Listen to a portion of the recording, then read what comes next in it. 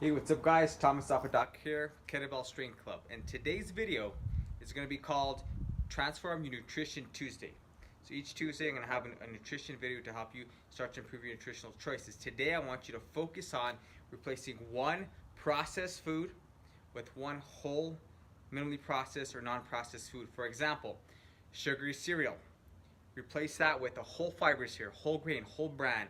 And the way to know it's a whole grain is it should have at least 5 grams of fiber per 100 calories. And on the ingredients list, it doesn't say enriched.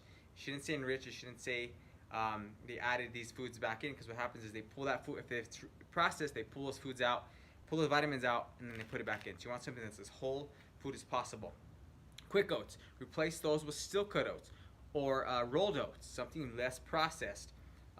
Having salty or sugary cereals or snacks with fruit, whole apple, with a handful of nuts or something, raw almonds. It's a great way to, or other types of fruit. Just replace that sugary snack craving. Or frozen desserts, ice cream. Replace that with frozen fruits or frozen berries. It's a great habit to establish.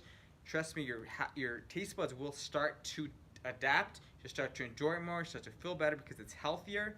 And you're giving your body the vitamins, minerals, phytonutrients from the fruits that it needs and craves. So guys, do this today. Stick with it. Replace one food. Stick with that every time you want to have that old processed food. Replace it with that new healthy food.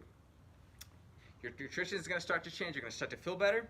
And those are the key elements. Health, to improving your health, improving your fat loss, is starting with your nutrition in addition to training, which we'll get to tomorrow. So if you don't follow me guys. Subscribe so you know when the next video comes out tomorrow. Have a healthy and strong day, and I'll see you guys tomorrow.